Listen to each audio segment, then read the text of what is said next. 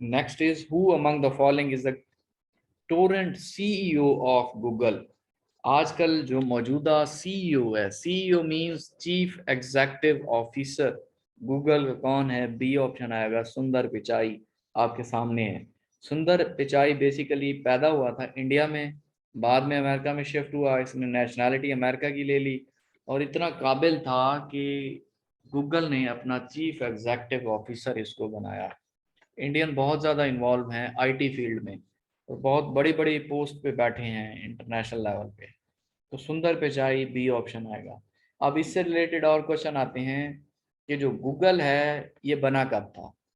कब था, कहाँ बना था, ये बेस्ड कहाँ पे है, हेडक्वार्टर कहाँ है, इसके फाउंडर कौन थे, ये क्वेश्चन आते हैं। तो 1998 में बना था गूगल। कहाँ पे? कैलिफोर्निया में। कैलिफोर्निया अमेरिका की सबसे बड़ी रियासत है, वहाँ पे ये बना था, कैलिफोर्निया में, यूएसए में, 1998 में। इसको बनाया किसने था? लैरी पेज और सर्जरी ब्रिन। जो बी सी ऑप्शन और डी ऑप्शन है, देखें, लैरी पेज और सर्जरी ब्रिन, ये दोनों फाउंडर हैं गूगल के। अगर फाउंडर पूछेगा तो फिर ये इन दोनों में से एक डालेगा, नहीं तो दोनों डालेगा। यही दोनों थे। नेक्स्ट क्वेश्चन है 24। Neil Armstrong was the first person to walk on the moon followed by Buzz Aldrin. इनमें से कौन सा नील आर्मस्ट्रॉन्ग पहला बंदा था? ये आपके सामने है, जिसने चांद पे कदम रखा था। इसके बाद दूसरा कौन था? बुज एल्ड्रिन था। बुज एल्ड्रिन भी बेसिकली इसके साथ ही गया था। इसने पहला कदम रखा था, उसने दूसरा कदम रखा, इस वजह से ये गए दोनों 1969 में गए थे। दोनों यूएसए के हैं। 20 जुलाई 1969 को दोनों कहाँ पे गए थे? चांद पे। तो बी ऑप्शन क्या है? बुज एल्ड्रिन है। नेक्स्ट क्वेश्चन है what is the meaning of meander? Meander कहते हैं पेचीदा रास्ता, मुश्किल रास्ता, इधर उधर फिरना, curved path. A is the right option. 26 है Sassi Punnu is a story of Sindh. Sassi Punnu Sindh की स्टोरी है। ये आपके सामने है, लव स्टोरी है एक, ससी पुन्नू। अच्छा, ससी पुन्नू का फिर पूछता है कि ससी पुन्नू का राइटर कौन है, राइटर कौन था? हाशिम शाह, लिख लें, काफी दफा क्वेश्चन में आता है। Sassi Punnu was written by Hashim Shah. इसके अलावा एक और स्टोरी है, वो भी लव स्टोरी है, सोनी माहिवाल। सोनी माहिवाल बेसिकली पंजाब की स्टोरी है और ये किसने लिखी थी? फजल शाह ने। Sohni Mahiwal was written by Fazal Shah. Sohni Mahiwal, Fazal Shah. एक और है हीर रांझा, ये तो आपको पता होगा, ये भी बहुत फेमस है, इस पे तो मूवीज भी काफी हिट हुई थी। ये वारिस शाह ने लिखी थी। Heer Ranjha was written by Waris Shah. A person who talks too much is called garrulous. एक बंदा जो बहुत ज्यादा बातें करता है, होते हैं कुछ इस तरह के, उसे गैरुलस कहते हैं, बातूनी कहते हैं, बहुत ज्यादा बोलने वाला। Garrulous, B is the right option. ये भी वन वर्ड सब्स्टिट्यूशन ही है। नेक्स्ट है एंटोनिम ऑफ कन्फेस। कन्फेस कहते हैं कबूल करना, इकरार करना, इजहार करना। अब इसका एंटोनिम पूछा गया है, उलट, डिनाय। डिनाय मींस इनकार करना। कन्फेस इजहार करना, कबूल करना, डिनाय इनकार करना। D is the right option. Next, Asian Development Bank has its headquarter in Manila with countries as its member. कितने मेंबर हैं? 68 मेंबर हैं। एशियन डेवलपमेंट बैंक आपको पढ़ाया था कल, मींस प्रीवियस क्लास जो हुई थी सैटरडे वाले दिन, एशियन डेवलपमेंट बैंक जब मैं ऑर्गेनाइजेशन करा रहा था उसमें था ये। मनीला में इसका हेडक्वार्टर है, जिसमें 68 मेंबर कंट्रीज हैं। आप देखें एग्जाम में आया हुआ है। तो इस तरह की जो चीज़ें हैं ये बहुत इंपॉर्टेंट हैं और बार बार इनको करेंगे ताकि ये अच्छे तरीके से हमारी परमानेंट मेमोरी में शिफ्ट हो जाए। बी ऑप्शन आएगा। ये बनी कब थी? 1966 में। कल की स्लाइड आप चेक कीजिएगा, दिसंबर 1966। रोजा एज कफारा, अगर किसी से रोजा मतलब कोई रखता है और फिर वो तोड़ देता है उसको, तो उसका कफारा क्या है? तो ए ऑप्शन आएगा 60, या तो फिर 60 रोजे रखे या फिर 60 बंदों को खाना खिलाए। ए ऑप्शन आता है। 31 है Siachen glacier is in Baltistan. B option. कभी बल्तिस्तान देता है ऑप्शन, कभी गिलगित बल्तिस्तान देता है। गिलगित बल्तिस्तान दे तो वो लगाना है, अगर अलहदा अलहदा दे, गिलगित भी दे बल्तिस्तान भी दे, फिर बल्तिस्तान लगाना है। बी ऑप्शन आता है। सियाचिन ग्लेशियर बहुत ही ऊंची जगह है पाकिस्तान और इंडिया में, और ये अब तक प्रॉब्लम बना हुआ है। 1884 में पाकिस्तान और इंडिया की दोनों की आर्मीज आपस में लड़ी भी थी यहाँ पे, और फिर अपने टुकड़े पे वो बैठे हैं, पाकिस्तानी जो जगह है इस पे ये बैठे हैं। और ये इतनी डिफिकल्ट जगह है कि थोड़ा सा आर्मी को कट भी लग जाए तो उनकी डेथ हो जाती है, मर जाते हैं वो, क्योंकि उसका इलाज ही नहीं हो पाता। इतनी ठंडी जगह है, आपके सामने देखें कैसे चल रहे हैं, गिर जाए तो खत्म। इनका खाना पीना बहुत डिफिकल्ट तरीके से ये रह रहे हैं। पाकिस्तान ने तो इंडिया को ऑफर किया है कि किसी तरीके से इसका सोल्यूशन ढूंढते हैं, इंटरनेशनल लेवल पे चलते हैं, लेकिन इंडिया मानने के लिए तैयार ही नहीं है। अब पाकिस्तान की सबसे बड़ी ग्लेशियर कौन सी है? सियाचिन ग्लेशियर है, ये भी आता है। अच्छा, सियाचिन ग्लेशियर किस रेंज में है? कराकरम रेंज में है, ये याद रखना है।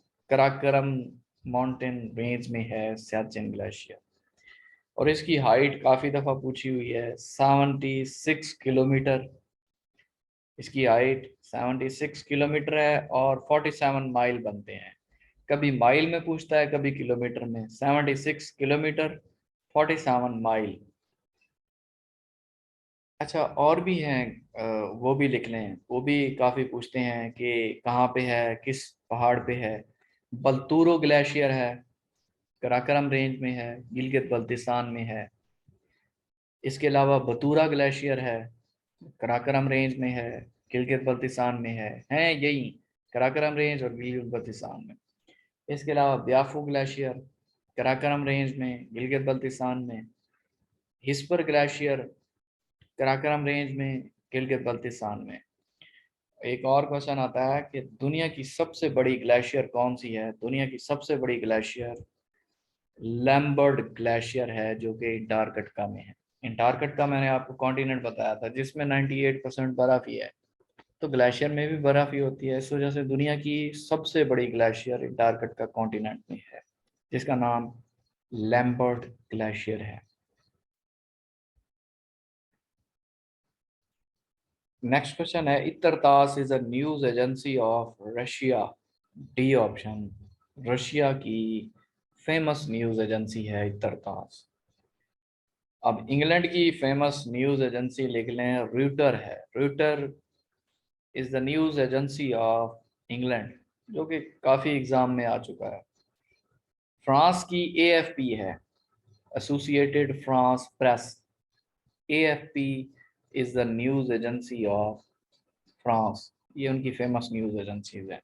अब इनके कैपिटल बता रहा हूँ, लिख लीजिएगा। इंग्लैंड का लंदन है, स्वीडन का स्टॉकहोम है। Stockholm is the capital of Sweden.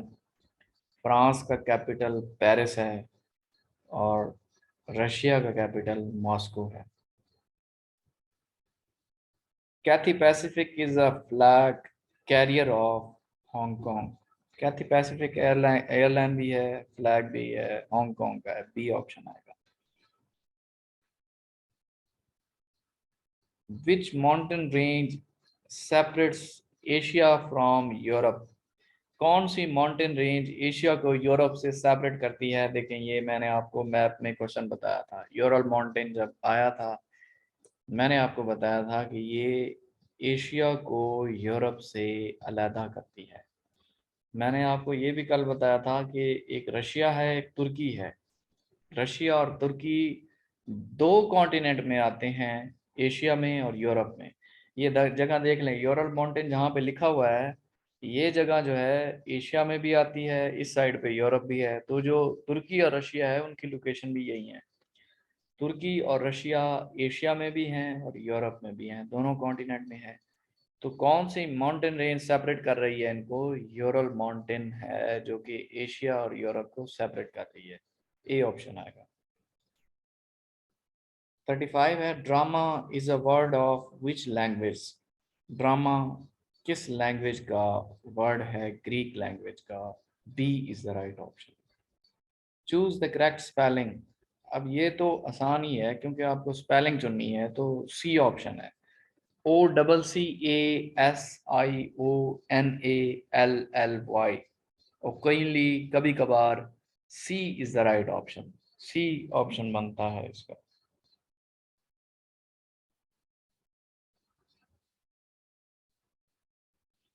Next question है, Ricky Ponting is a two time world cup winning captain from Australia. Ricky Ponting शायद जो क्रिकेट देखते हैं वो जानते होंगे, जिसने 2 दफा वर्ल्ड कप जितवाया था ऑस्ट्रेलिया को, तो काफी लकी कैप्टन है। ए ऑप्शन होता है। अब इनका कैपिटल सुन लें। ऑस्ट्रेलिया का कैपिटल कैम्बरा है। ऑस्ट्रेलिया का कैपिटल कैम्बरा है। साउथ अफ्रीका के 3 कैपिटल हैं, कैप्टाउन है, प्रिटोरिया है और ब्लोम फाउंटेन है। ये 3 कैपिटल साउथ अफ्रीका के हैं। वेस्ट इंडीज इसके 2 कैपिटल हैं। ये हैं सिर्फ 2 कंट्रीज जिनके 2 या 3 कैपिटल हैं। वेस्ट इंडीज के 2 हैं, एक चैगुरामाज है और एक पोर्ट ऑफ स्पेन है। और न्यूजीलैंड का एक ही कैपिटल है, वेलिंगटन। 38 है, how many stars are there in Chinese flag? Chinese flag में कितने स्टार होते हैं? आप खुद काउंट कर लें कितने हैं। 5 हैं। इस वजह से मैंने ये टिक लगाई है ताकि आपको क्लैरिटी हो सके। तो बी ऑप्शन बनता है, ये कभी भूलेगा नहीं इस तरह तस्वीर देख के। बी ऑप्शन आएगा 5। 39 है, द पॉपुलेशन सेंसस, सेंसस कहते हैं मर्दमशुमारी को। Census of 2017 was the sixth census in a row। जो 2017 में मर्दमशुमारी हुई थी वो कौन से नंबर पर आती है, मतलब कितनी पहले हो चुकी हैं और वो कौन से नंबर पर थी? वो 6 थी, छठी थी। बी ऑप्शन आता है। अब ये पहली भी पूछ लेता है, फिर उससे पिछली कौन सी थी, तो ये सारी लिख लें।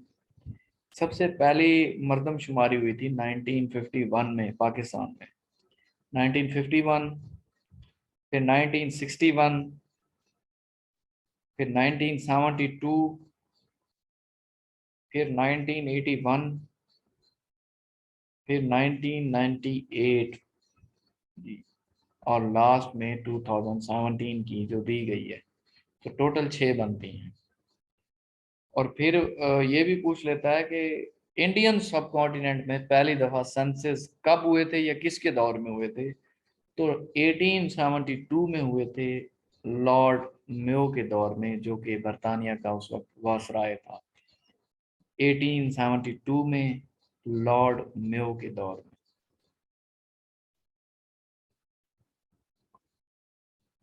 40 है, मोहम्मद बिन Salman has lifted the ban on women driving as he claims to introduce orthodox Islam। देखिए, मोहम्मद बिन सलमान आपको पता है सऊदी अरब का शहजादा है, और जो सऊदी अरब है वहाँ पे तो बहुत ज़्यादा पाबंदी है कि वोमेन जो थी वो ड्राइव नहीं कर सकती थी, ना ही उन्हें आज़ादी से बाहर जाने दिया जाता था। तो इसने जो है उस पर बैन ख़त्म कर दिया था। इसने कहा वोमेन ड्राइव कर सकती हैं। तो ये ऑर्थोडॉक्स इस्लाम था, मीन रासिकुल अकलाद या कट्टर जो इस्लाम था उससे हट के इसने फैसला किया था। इसने कहा थोड़ा ब्रॉड होना चाहिए, इस डिसीजन को ब्रॉड पॉइंट ऑफ व्यू से देखें। आपको इस्लाम जो है इस चीज़ की हम कहते हैं कि इजाज़त देता है कि वोमेन जो है वो ड्राइव कर सकती है, तो इसने इजाज़त दी थी। Condoleezza Rice was USA secretary of state. अब ये पुराना क्वेश्चन था, पहले secretary of state Condoleezza Rice हुआ करती थी। अब जो करंट है वो लिख लें, क्योंकि अब जो आना है वो करंट ही आना है, मौजूदा।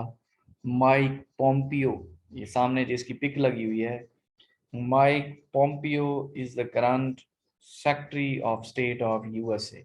जिस तरह हमारा वजीर खारजा होता है, वजीर खारजा बाकी ममालिक से रिलेशनशिप को बेहतर करता है, फॉरेन कंट्रीज के जितने भी रिलेशन होते हैं वो देख रहा होता है। इसी तरह का एक ओहदा है यूएसए में जिसे सेक्रेटरी ऑफ स्टेट कहते हैं। ये भी दूसरे ममालिक से रिलेशनशिप को स्ट्रॉन्ग कर रहा होता है। तो यूएसए का आजकल secretary of state Mike Pompeo है। नेक्स्ट है, which Congress leader thought after Lahore resolution that the partition was unavoidable. कौन सा कांग्रेस लीडर था जिसने ये कहा था लाहौर रेजोल्यूशन के बाद, जो जिसे पाकिस्तान रेजोल्यूशन भी कहते हैं, करारदाद पाकिस्तान, किसने कहा था कि अब जो है पार्टीशन को कोई भी नहीं रोक सकता, अनअवॉइडेबल है। तो बी ऑप्शन है, राजा गोपाल आचार्य ने कहा था। राजा गोपाल आचार्य ने ये कहा था कि अब इस पार्टीशन को कोई भी नहीं रोक सकता। इस पे बड़ी तनकीद हुई थी क्योंकि ये इंडियन था, हिंदू था। ये तुम किस तरह की बातें कर रहे हो, पाकिस्तान को आज़ाद करने की बात कर रहे हो। इसने कहा बस मैंने देख लिया, लाहौर लाहौर रेजोल्यूशन जिस तरीके से स्ट्रांग और सक्सेसफुल हुई है, इसके बाद दुनिया में कोई भी ताकत हो वो पाकिस्तान को आज़ाद होने से नहीं रोक सकती। ये मेरी प्रिडिक्शन है और ये बिल्कुल सच साबित होगी। ये अभी कड़वा घूंट है, आप लोग पी लो, बाद में देखिएगा कि यही सच साबित होगा, और यही हुआ था। अच्छा, लाहौर रेजोल्यूशन से क्वेश्चन आते हैं, कब हुई थी? 23 मार्च 1940 को हुई थी लाहौर रेजोल्यूशन। फिर आता है कि इसको पेश किसने किया था, प्रेजेंटेड। प्रेजेंटेड आता है, प्रेजेंटेड मीन पेश करना। ए के फजलुल हक जो कि बंगाली था उसने पेश किया था इसको, ए के फजलुल हक। और फिर प्रिजाइडेड आता है। प्रिजाइडेड और प्रेजेंटेड में बहुत फर्क होता है। प्रेजेंटेड कहते हैं पेश करना, प्रिजाइडेड आता है, प्रिजाइडेड कहते हैं सदारत करना। सदारत किसने की थी? क्योंकि ऑल इंडिया मुस्लिम लीग के उस वक्त हेड तो कैद आजम थे, तो सदारत इसकी लाहौर रेजोल्यूशन का तो यही इजलास था मुस्लिम लीग का। फिर सदारत कैद आजम ने की होगी, तो कैद आजम लिखे, कैद आजम। प्रिजाइडेड आता है, who presided the Lahore resolution, कैद आजम मोहम्मद अली जनाब। कहाँ पे हुई थी? मिंटो पार्क, जिसे इकबाल पार्क भी कहते हैं।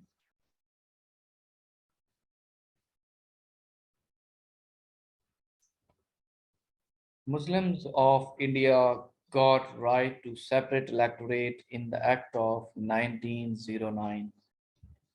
मुसलमान जो कि इंडिया के मुसलमान थे, उन्हें हक मिला था सेपरेट इलेक्टोरेट का। अब सेपरेट इलेक्टोरेट क्या चीज़ है? जुदागाना इंतखाबात। जुदागाना इंतखाबात क्या चीज़ है, ये आपको अंडरस्टैंड कराता हूँ। डेट देख लें, 1909 है, बी ऑप्शन क्लिक करना है। देखें, आपको पता है जब इकट्ठे थे मुसलमान और हिंदू, तो उस वक्त हिंदुओं की मेजॉरिटी थी। अब जो चीज़ मेजॉरिटी में होती है जीतती तो वही है, हर जगह वही थे। अब मुसलमानों ने क्या कहा? मुसलमानों ने ये कहा कि जो हमारे एरियाज हैं जहाँ पे मुसलमान हैं वहाँ पे अलहदा से इंतखाबात कराए जाएं, जो जिसे जुदागाना इंतखाबात कहते हैं, क्योंकि जहाँ पे हमारी मेजॉरिटी है वहाँ पे तो हम बन सकें। फॉर एग्जाम्पल, मुल्तान में टोटल मुसलमान बैठे हुए हैं और पूरे पंजाब में हिंदू हैं, तो अगर प्रोविंशियल लेवल पे होता है तो हिंदू जीत जाएंगे। उन्होंने कहा नहीं, अगर मुल्तान में मुसलमानों की मेजॉरिटी है तो इस एरिया में अलहदा से इंतखाबात कराए जाए, क्योंकि यहाँ पे तो हमारा नुमाइंदा बनना चाहिए। इसको सेपरेट इलेक्टोरेट कहते हैं। और ये हक 1909 में दिया था। उस वक्त इंडिया के वायसराय लॉर्ड मिंटो थे। इसे मिंटो मॉले रिफॉर्म्स भी 1909 में आई थी, वो भी बहुत इंपॉर्टेंट है।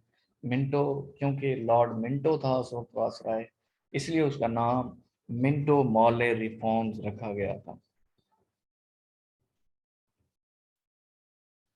विच city was temporary capital of Pakistan in 1960। 1960 में कौन सा टेम्परेरी कैपिटल बना था पाकिस्तान का? रावलपिंडी था।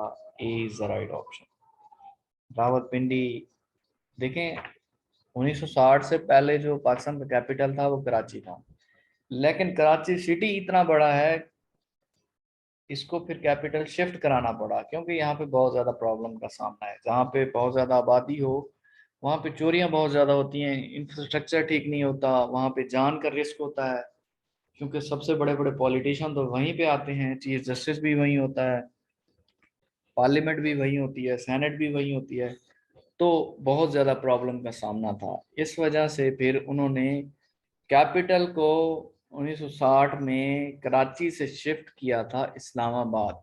लेकिन जब शिफ्ट किया था तो इस्लामाबाद को अभी डेवलप होना था, मींस बनना था। तुर्की से कुछ लोग आए हुए थे, वो इसको डेवलप कर रहे थे, बना रहे थे अच्छा, ताकि इस काबिल बने, बिल्डिंग हो, खूबसूरत हो, ब्यूटीफुल बने। तो आर्जी तौर पे रावलपिंडी क्योंकि उसके पास है, तो उन्होंने कहा कि टेम्परेरी कैपिटल है, 1960 में रावलपिंडी को कहा था। फिर बाद में जब इस्लामाबाद ठीक हो गया तो उसमें शिफ्ट कर दिया इस्लामाबाद। टेम्परेरी ए ऑप्शन है Rawalpindi. Who among the following was first president of Congress? Congress का पहला प्रेसिडेंट कौन था? अब कांग्रेस आपको पता है, इंडियन नेशनल कांग्रेस 1885 में बनी थी। ए ओ ह्यूम ने इसे बनाया था। ए ओ ह्यूम, जो कि ए ऑप्शन है, was the founder of Indian national Congress. It was developed on 28 दिसंबर 1885। 80। अब ए ओ ह्यूम कौन था, ये क्वेश्चन आता है, तो आपने फिर लिखना है कि ये रिटायर्ड सिविल सर्वेंट ऑफिसर था। ब्रिटिश बरतानिया के जो बड़े ऑफिसर्स थे उनमें से एक था, फिर वहां से रिटायर हुआ और फिर इसने ये Congress all India Indian national Congress बनाई थी 1885 में। अब उस वक्त मुसलमान भी शामिल थे, हिंदू भी थे। मुसलमानों ने तो यही सोचा कि इकट्ठा ये बना रहे हैं तो हम भी इसमें पार्टिसिपेट करते हैं, लेकिन बाद में तो पता चला कि ये सिर्फ हिंदुओं की जमात है। इसका हेडक्वार्टर कहाँ पे है, ये क्वेश्चन आता है, तो न्यू दिल्ली में है। इंडियन नेशनल कांग्रेस का हेडक्वार्टर न्यू दिल्ली में है। अब इसका बी ऑप्शन, पहले प्रेसिडेंट कौन थे? W C Banerjee. Banerjee means Umesh Chandra Banerjee. 1885 से लेकर 1886 तक उमेश चंद्र बनर्जी इसके प्रेसिडेंट थे। अच्छा, ये भी आता है, who was the first Muslim president of Indian national Congress? मुसलमान कौन बना था इंडियन नेशनल कांग्रेस का प्रेसिडेंट? बदरुद्दीन तैयब जी, जो कि एक मुस्लिम थे, उन्हें भी इंडियन नेशनल कांग्रेस का प्रेसिडेंट बनाया गया था। 46 है, who among the following is credited with popularizing the musical term जुगनी for the first time? इनमें से किसने ये टर्म इजाद की थी जुगनी की? जुगनी, आपने आरिफ लोहार का सॉन्ग देखा होगा, जुगनी जुगनी बहुत ज्यादा गाता है। तो ये जो टर्म है इसके बाप ने इजाद की थी पहली दफा, जिसका नाम आलम लोहार था, जिसकी तस्वीर लगी हुई है। C is the right option. Qawwali was introduced in the 13th century by अमीर खुसरो। कव्वाली को इंट्रोड्यूस कराया था 13वीं सदी में। किसने? अमीर खुसरो ने। अमीर खुसरो ने इंट्रोड्यूस कराया था। अच्छा, 2 मिनट बाद ना ये मीटिंग, सिर्फ 2 मिनट टाइम रह गया और 50 तक हो जाएंगे। आज इतने इनफ हो जाएंगे, कल इंशाल्लाह ये 50 भी करेंगे और नेक्स्ट ऑर्गेनाइजेशन भी कुछ डिस्कस करेंगे। मैं स्टार्टिंग में आपको थोड़ा कम पढ़ा रहा हूँ क्योंकि आप न्यू हैं। ये 1 वीकेंड जब गुजर जाएगा, आपकी अंडरस्टैंडिंग हो जाएगी, फिर हमारी स्पीड जो है काफ़ी हद तक ज़्यादा हो जाएगी। फिर हम तेज़ी से पढ़ेंगे और ज़्यादा पढ़ा करेंगे। तो फर्स्ट वीक जो है नई चीज़ के लिए थोड़ा टफ होता है, इस वजह से। और 50 करते हैं, इसके डिटेल भी आप लिखें, अच्छे तरीके से तैयार करें। मंडे इसका टेस्ट भी होना है, जो कुछ भी पढ़ रहे हैं आप लोग। कव्वाली इंट्रोड्यूस हुई थी 13वीं सदी में, अमीर खुसरो ने की थी। अमीर खुसरो की बहुत ही अच्छी आवाज़ थी, इसे पैरोट ऑफ इंडिया भी कहते थे, बहुत अच्छी आवाज़ थी। और ये निज़ामुद्दीन औलिया के शागिर्द भी थे। निज़ामुद्दीन औलिया का मज़ार दिल्ली में है। और फिर ये आता है कि किस ये मुगल बादशाह के अंडर काम कर चुके हैं, ये अलाउद्दीन खिलजी के अंडर काम कर चुके हैं। अलाउद्दीन खिलजी, उस वक्त खिलजी डायनेस्टी चल रही थी, तो उनके दरबार में ये जाकर गाया करते थे अमीर खुसरो। बी ऑप्शन आता है। 13वीं सदी के बहुत बड़े कवाल गो थे और निजामुद्दीन औलिया के शागिर्द थे।